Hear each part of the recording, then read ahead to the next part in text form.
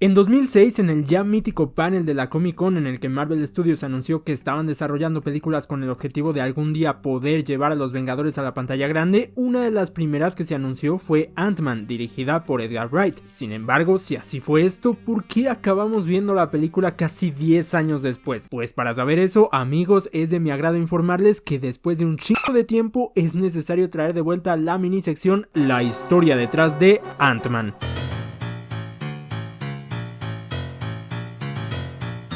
Edgar Wright se interesó en el personaje desde principios de los 2000, cuando los derechos cinematográficos de Ant-Man estaban en manos de Artisan Entertainment, y comenzó a desarrollar un guión junto a Joe Cornish enfocado en ser una heist movie, película de atraco, basándose en una historia de la cual era fan el propio Edgar, el cómo Scott Lang le robó el traje de Ant-Man a Hank Pym y se acabó convirtiendo en su sucesor. Y aquí debo hacer un paréntesis para expresar mi descontento respecto a esta decisión. A ver, entiendo que la idea suena atractiva para una película, pero yo nunca he estado de acuerdo con que hayan decidido que el Ant-Man del UCM fuera Scott Lang y no Hank Pym. Ya iremos desarrollando este punto a lo largo del video, pero solo como preámbulo, Hank Pym es un personaje muchísimo más interesante que Scott Lang. Quizá Scott se preste para una buena película o incluso sea un personaje más heroico que el propio Hank, pero no da mucho más de sí como para ser el Ant-Man principal de un universo. En fin, cerrando el paréntesis, cuando Marvel Studios armó todo el plan de empezar con su universo cinematográfico, obviamente los derechos de Ant-Man regresaron a ellos y se interesaron por el proyecto que estaba desarrollando Edgar Wright. Por lo tanto, lo hicieron oficial y anunciaron la peli en aquella convención de 2006. Sin embargo, Edgar Wright digamos que no le dio demasiada prioridad a Ant-Man. Intentó ahí avanzar en el guión, pero todo tranqui, y Marvel tampoco le metió presión. En ese entonces estaban muy verdes, eran muy abiertos y menos intrusivos con las propuestas de sus directores, y a ellos les interesaba tener a Wright, por lo que lo dejaron a sus anchas. Además, él es un director pues más acá, ¿no? De cierto nivel, por ponerle una etiqueta cinéfilo mamador, autoral vaya, y tenía otros proyectos, Hot Fuzz, Scott Pilgrim y The World's End. Total que con eso se le fue el tiempo y llegaron los Vengadores al UCM, entonces ya le metió un poquillo más de prisa, teniendo el guión prácticamente listo y filmando metraje de prueba que se mostraría en la Comic Con de 2012. En este veíamos una escena de acción en la que se mostraba el potencial visual que tenían los poderes de Ant-Man, que esto da pie a otro paréntesis porque la gran mayoría, e inclusive la propia Marvel con la promoción de la peli, como que menosprecian a Ant-Man como superhéroe. Les suena muy ridículo el concepto de un superhéroe que su superpoder sea encogerse al tamaño de una hormiga y poder hablar con ellas, pero nada más alejado de la realidad, porque el meme que se viralizó tanto de que Ant-Man pudo derrotar a Thanos metiéndosele por allá es totalmente legítimo, por lo que es un poder bastante peligroso, sin mencionar que también puede hacerse gigante, así que este menosprecio hacia Ant-Man en mi opinión está completamente injustificado. El metraje de prueba prometía bastante y se inició con la producción de la película. Edgar Wright empezó con el proceso de casting, prácticamente todos los actores que acabamos viendo eran los que quería Wright, sobre todo Paul Rudd, pero aunque todo parecía ir bien, el Marvel Studios en el que se encontraba en ese momento ya no era el mismo que en 2006. Ya les comenté en videos pasados que con la fase 2 inició la fábrica de Marvel. Ya no era tanto así de tómate tu tiempo para desarrollar lo mejor que puedas, no, ahora era tienes que entregar en tal fecha y si quieres, si no aquí nadie es imprescindible, papá. Además de que el UCM ya estaba funcionando como universo en todos los sentidos. Edgar ya no solo debía hacer su peli de Ant-Man, sino que debía preocuparse porque encajara en el universo y se sintiera parte de, por lo que Marvel se metió en la producción haciéndole cambios al guión a espaldas de Wright, cosa que le molestó mucho y finalmente terminaría alejándolo del proyecto, ya que se comenzó a sentir como un director por encargo y en palabras suyas, él quería hacer una película de Marvel, pero Marvel no quería hacer una película de Edgar Wright. Entonces, antes de que iniciara el rodaje, Edgar se desvinculó del proyecto que llevaba desarrollando por ni más ni menos que 8 años. Que a ver, también un poco fue su culpa, si se hubiera apresurado y sacado la película en la fase 1, no creo que hubiera tenido ningún problema, pero bueno, lo hecho está. Aún así, su idea se quedó en Marvel y con casi todo ya hecho, casting y guión con ligeras reescrituras, simplemente consiguieron un reemplazo, Peyton Reed, trascendiendo las fronteras de la ficción, pues lo que pretendía ser una película de robos terminó siendo una película robada. ¿Sí lo robó?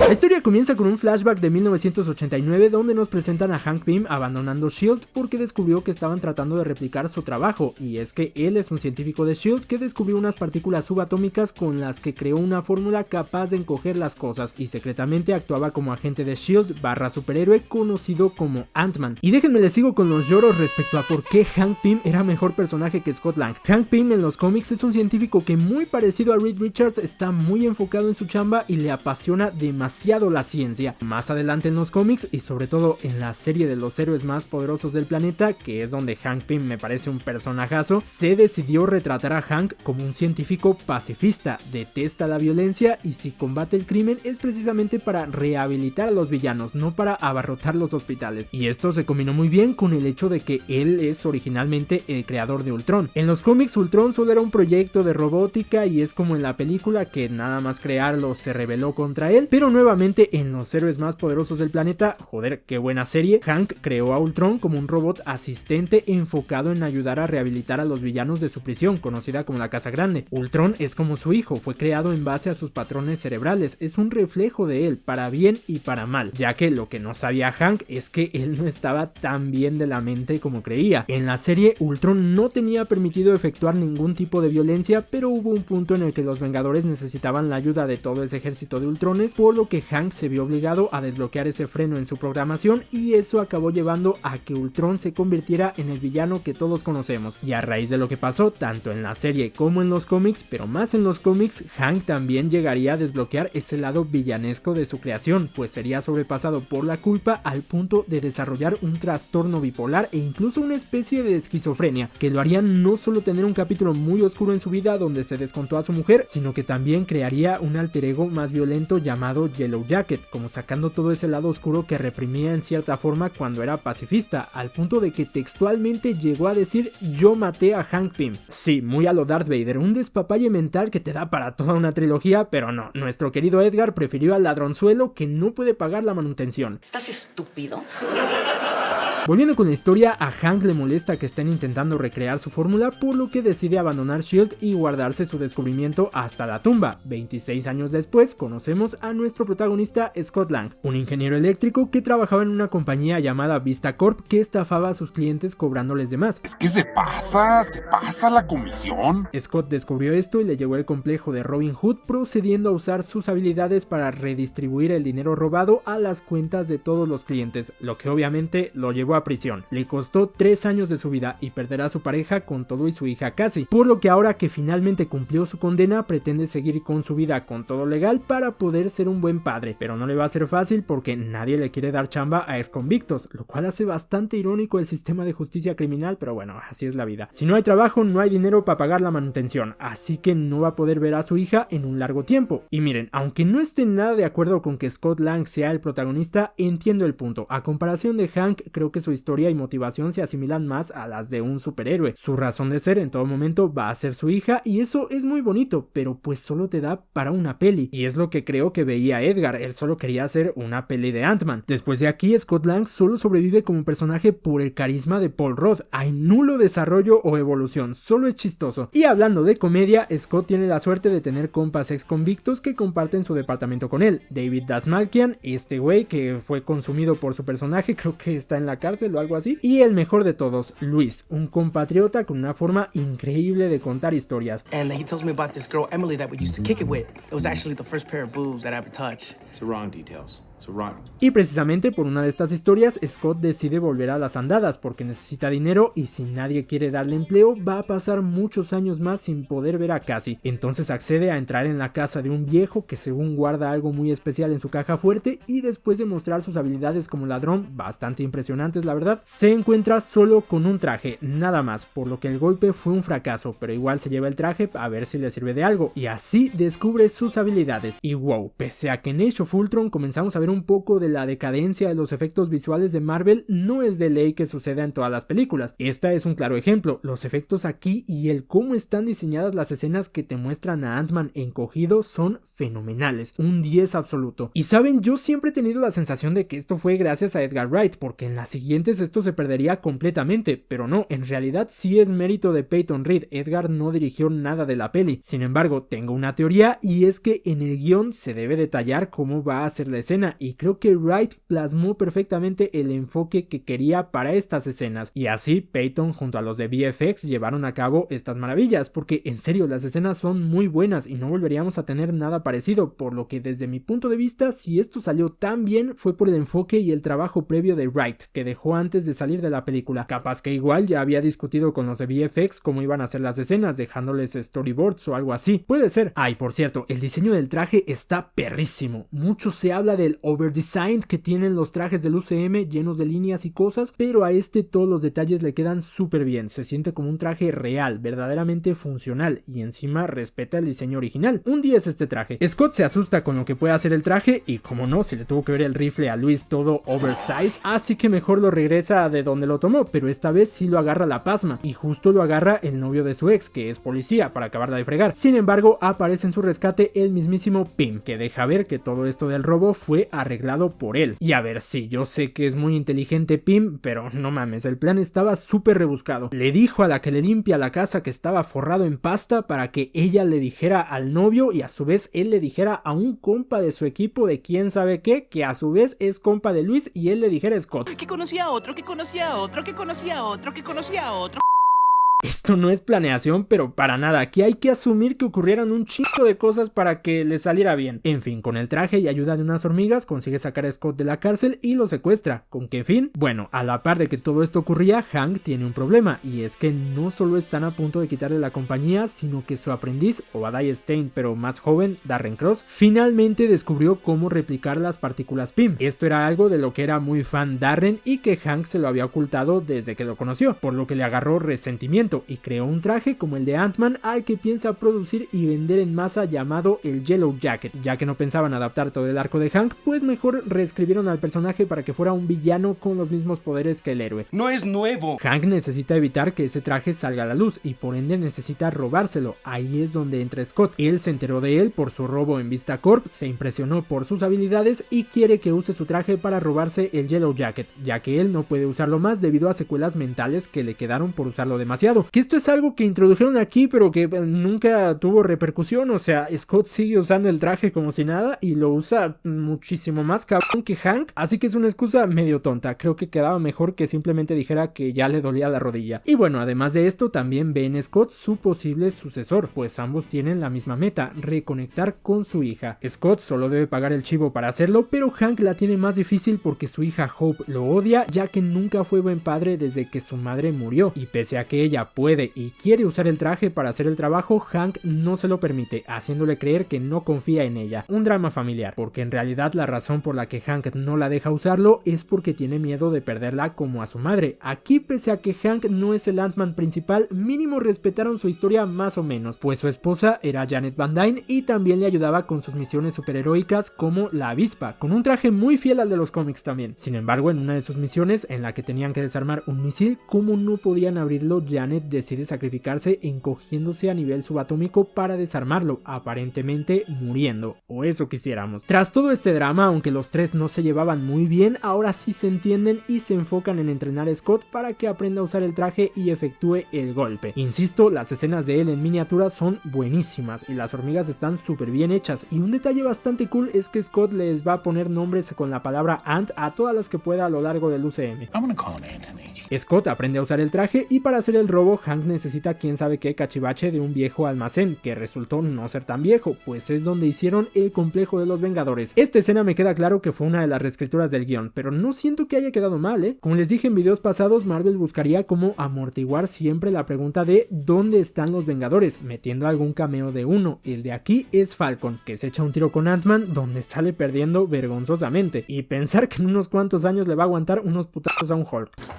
Scott consigue robar la cosa esa y acá tenemos la mejor escena de la película, pues antes de empezar el robo, Scott, ahora que controla a la perfección el traje y las hormigas, decide usarlos para ir a ver a Cassie mientras duerme. Una escena que sin nada de diálogos refleja el deseo de Scott por ser un buen padre, el amor que siente por su hija y el punto de todo el arco de Scott de esta peli, convertirse en el héroe que su hija ya cree que es. ¡Qué bonito! Scott y compañía deben apresurarse con el robo porque Darren parece sospechar y por eso mismo les hace falta gente, así que Luis y compañía se unen al team. Organizan un plan super mega elaborado, típico de estas películas, que parece que no va a salir bien, pero a la mera hora sí, y luego resulta que siempre no. El plan se les arruina porque Darren ya esperaba que pasara algo así y encierra a Scott justo cuando está a punto de vender el Yellow Jacket, específicamente al don del flashback del inicio que quería replicar la fórmula de Hank, que datazo no menor. Aquí vemos cómo se lleva uno de los frascos para no volver a saber de él nunca más. Es un misterio. Y las incoherencias no se quedan ahí, porque igual no me acordaba que uno de los compradores según es de Hydra, lo cual no tiene sentido. Como ya les dije, oficialmente en el UCM, Hydra después de Age of Ultron es historia, ya no va más. Por otro lado, en Agents of S.H.I.E.L.D. sí que continuó, lo que podría ser un elemento para aferrarnos a que la serie es canon, pero pasa que igual las partículas PIM que yo recuerde nunca tuvieron presencia en la historia de la serie, por lo que esta fue una referencia muy gratuita que metieron a lo güey. Total, se arma un desmadre en PIM Technologies, a Hank casi se lo fusilan, pero consigue escapar junto con Hope con un tanque que trae en sus llaves, el cual es una incoherencia enorme, pues Hank explica que las partículas PIM encogen la materia pero no alteran su masa ni su peso, por eso Ant-Man mantiene la misma fuerza, pero a la hora de encoger o agrandar cosas esta regla se les olvida. Evidentemente no debería poder traer un tanque de llavero, y es más, Scott no debería poder montarse en una hormiga, si mantiene la misma masa debería aplastarlas con solo tocarlas, pero bueno, la lógica aquí es muy inconsistente y en las siguientes solo se pondría peor. Como sea que fuera, pasa algo terrible. Mientras que Scott perseguía a Darren, se nos muere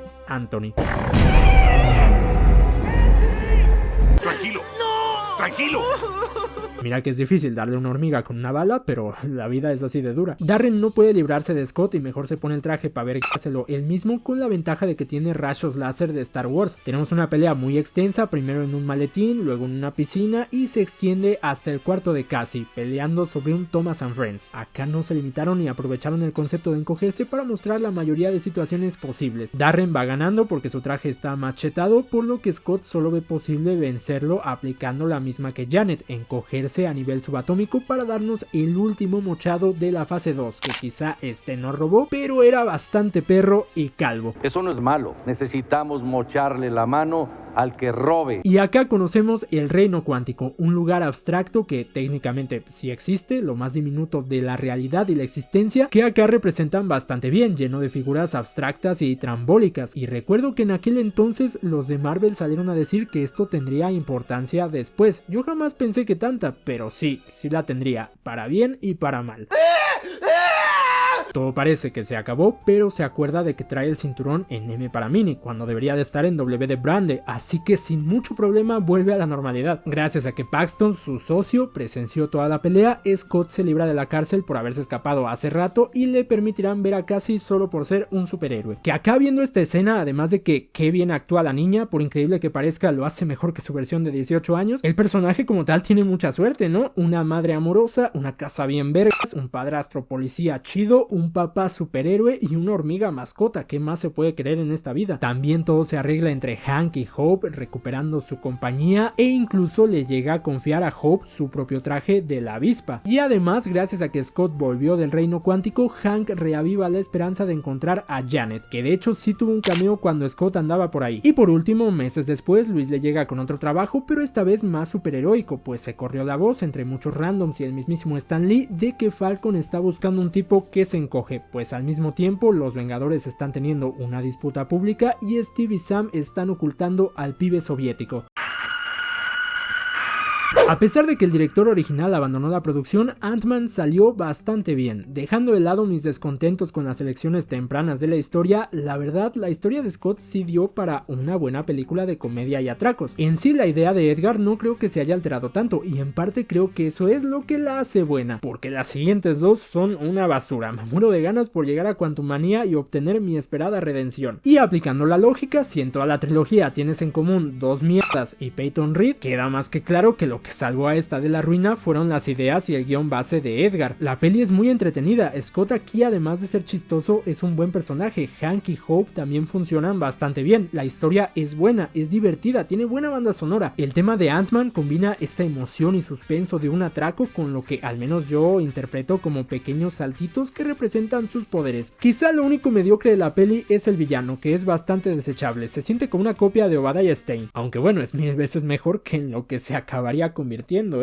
Hay destinos peores que la muerte. Y con esta peli también se cierra la fase 2, no entiendo por qué, lo lógico es que las fases cierren con una película de Avengers, pero desde acá Feige empezaría el desmadre muy a lo menso. Digo, ¿qué diferencia había con que esta peli iniciara la fase 3? Pero bueno, como sea. En general la fase 2 creo que es la más equilibrada de todas, tenemos 2 películas buenas, 2 excelentes y 2 malardas, aunque eso sí, a diferencia de la fase 1 que tenía un tema central, el cual era unir a los Vengadores, aquí no siento que hubiera ninguno, simplemente es la fase de las secuelas. Si acaso podríamos decir que las gemas del infinito fueron el hilo conductor, pero eso debió ser más de la fase 3, ¿no? Como sea, si con Avengers el UCM despegó, acá metería el turbo directo hacia la cima. A partir de la fase 2 el UCM se volvió masivo, ya no solo éramos 4 gatos los que seguíamos meticulosamente este universo, sino que todo el mundo se subió al barco en la siguiente fase, que sin duda sería la más exitosa hasta ahora de Marvel. Pero en fin, dime tú qué opinas en los comentarios, dale like si el video te gustó, suscríbete, dale a la campanita para más videos hablando de cosas frikis, no te olvides de seguirme en mis otras redes sociales, yo soy Alex y nos vemos en el próximo video. Chao, baby.